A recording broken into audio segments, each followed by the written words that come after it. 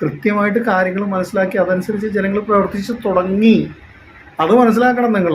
കാരണം ജനങ്ങൾ വോട്ട് ചെയ്യുന്നത് ജനങ്ങൾക്ക് വേണ്ടിയിട്ടാണ്, ജനങ്ങൾക്ക് നല്ലത് കിട്ടാൻ വേണ്ടിയിട്ടാണ്. നിങ്ങൾ LDF, UDF, NDA നിങ്ങൾക്ക് സുഖം ഉണ്ടാവാനും നിങ്ങളെ ഇഷ്ടത്തിനനുസരിച്ച് ഭരിക്കാനൊന്നും അല്ലല്ലോ. ഒന്നും പറയാനില്ലല്ലോ പ്രത്യേകിച്ച്.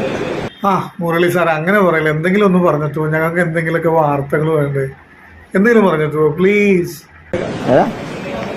ചെല്ലട്ടെ, അവിടെ ചെന്ന കാര്യങ്ങളൊക്കെ എന്താണെന്ന് അറിയട്ടെ. കാര്യങ്ങൾ ഇപ്പൊ എന്താണ് മുരളി സാറേ പറയാനുള്ളത്? നിങ്ങൾക്കൊക്കെ അറിയാലോ, ഞങ്ങൾക്കല്ലേ അറിയാൻ. ഞങ്ങളോട് ആരും കൃത്യമായിട്ട് കാര്യം പറഞ്ഞിട്ടില്ല. അതാണ് ഇപ്പോഴത്തെ പ്രശ്നം. ഇത് 8ാം ദിവസമാണ്. അപ്പോൾ ഇന്നെങ്കിലും ഒരു പ്രഖ്യാപനം ഉണ്ടാവും. ഇന്നാ നാളെയായിട്ടുണ്ടാവും. ഇത് കുറേ നാളെയാണ് നാളെ 10 മണിക്ക് നമ്മൾ മുമ്പൊക്കെ ഇങ്ങനെ ഇഷ്ടംപോലെ കേട്ടിട്ടുണ്ട് ലോട്ടറി കച്ചവടത്തിന്റെ. ഒരു തീരുമാനം ഉണ്ടാവും. എന്തായാലും തീരുമാനം നാളെ ഉണ്ടാവും.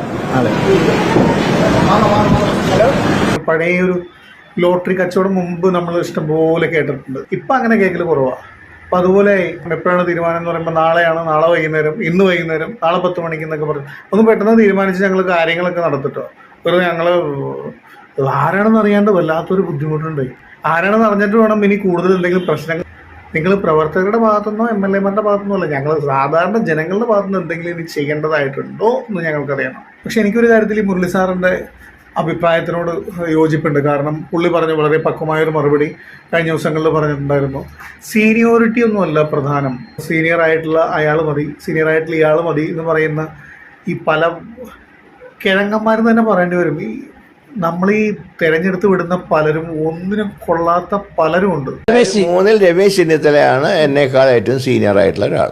സീനിയോറിറ്റി പലപ്പോഴും മുൻകാലങ്ങളിലും മാറ്റി നിർത്തപ്പെട്ടിട്ട് ചില സാഹചര്യങ്ങളിൽ. ഇതൊക്കെ സ്വാഭാവികമാണ് കോൺഗ്രസ് രാഷ്ട്രീയത്തിൽ.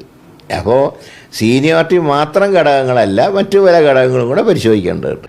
എന്തായാലും പറയാൻ തന്നെ നാണക്കേടാവണം. ഞാനിപ്പോൾ ഈ ഒരു പാർട്ടിയിലെ കാര്യമല്ല കേട്ടോ പറയണം. നമ്മൾ സാധാരണ ജനങ്ങൾ അനുഭവിച്ചു വരുന്ന ഒരു പ്രശ്നമാണ് പറയണത്.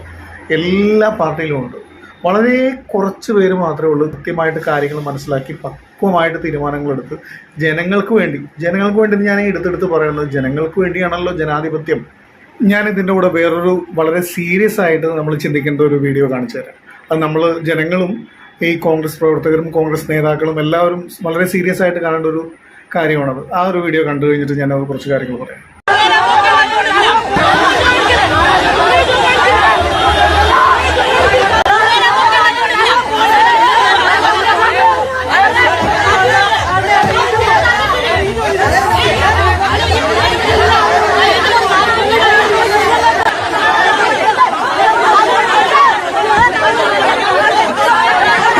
ഇതിപ്പോൾ പലരും പറയും, ഇത് എന്താ ഇങ്ങനെ നേതാക്കന്മാരെ ഇങ്ങനെ വഴിയിൽ തടഞ്ഞു നിർത്താൻ പാടുണ്ടോ?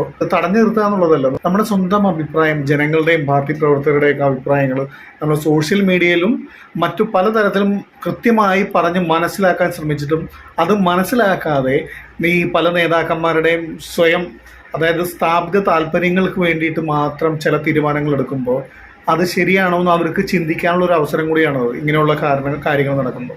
കാരണം മറ്റു പല പാർട്ടികളിലും ഇതില്ല. ഞാൻ തീരുമാനിച്ചതാണ്, നിങ്ങൾ അനുസരിക്കുക എന്നുള്ള സംഭവം ജനാധിപത്യത്തിൽ അത് പറ്റില്ല.